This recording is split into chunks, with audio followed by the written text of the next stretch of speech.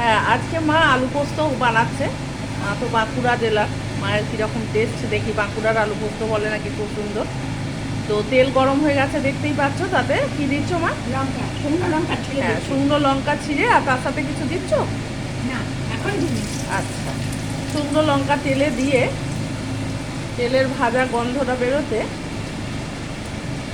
লঙ্কার ভাজা গন্ধটা বেরোতে পাতলা পাতলা করে আলু কেটে নিয়েছে, দুখানা করে, সেটাকে আবার পাতলা পাতলা করে কাটা।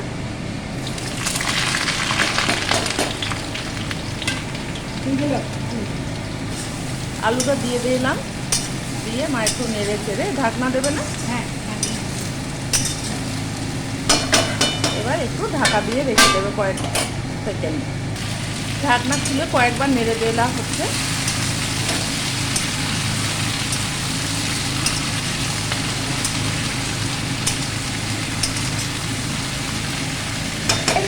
নুন দিলাম তো। না, নুন দাওনি।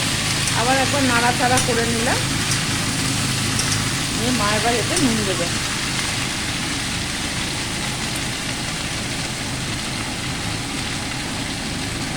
নুন দেখে তখন পরে দিলেই হবে। এখন মোটামুটি একটা নুন দেওয়া হলো। একটু জিরে ধনে দিয়ে দিল।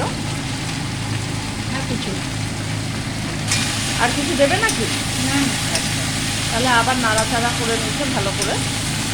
পেঁয়াজ পেঁয়াজ দাওনি তো? পেঁয়াজ একটা ফোড়ন একটা দিতে হয়, আমি দিই না।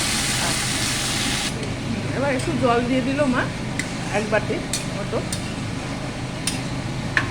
না, বাবার আগে বোধহয় পোস্ত দেবে নাকি? হ্যাঁ, আবার মা ঢাকনাটা খুলে নেড়ে দিল।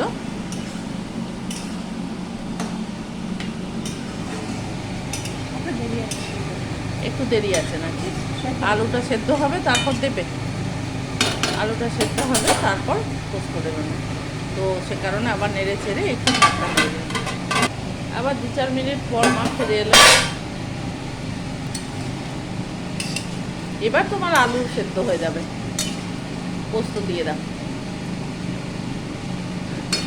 পোস্ত দিয়েও তো আবার একটুখানি থাকতে হবে ধরো। এবার আলু পোস্তটা মা দিয়ে দিচ্ছে। তো মা হলুদ দেবে না? আলু পোস্ততে কি হলুদ যাবে না নাকি? মিক্সি ধোয়া জলটাও এবার মিক্সি ধুয়ে দিয়ে দেবে।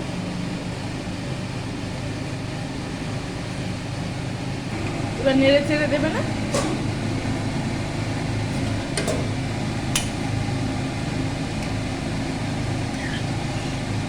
কাঁচা সরষের তেল দিতে হবে। এরপর একটু কাঁচা সরষের তেল দেবে, তাই তো? এটা কি ফুটবে তো এখন? হ্যাঁ, একটু ফুটবে। কাঁচা সরষের তেল দিচ্ছ তাই তো ওপর থেকে?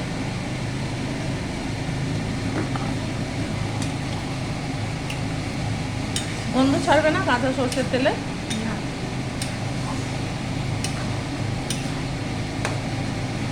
আবার ঢাকনা দিয়ে দিল মা। এটা কতক্ষণ রাখবে? 5 মিনিট। মা 3 মিনিট পরেই ফিরে এলো।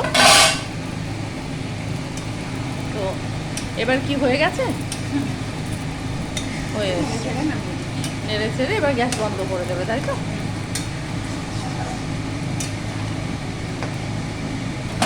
এবার গ্যাস বন্ধ করে দেবে। এবার ঢাকনা দিয়ে রেখে স্ট্যান্ডিং টাইম কিছুক্ষণ রাখবে, গ্যাস বন্ধ করে দিলে। এবার খাবার জন্য পরিবেশন করে দেবো। চলো, নমস্কার বন্ধুরা, আবার দেখা হবে। সাদা ভাতে তো জুড়ি মেরা ভাত। গুড বাই, আবার দেখা হবে।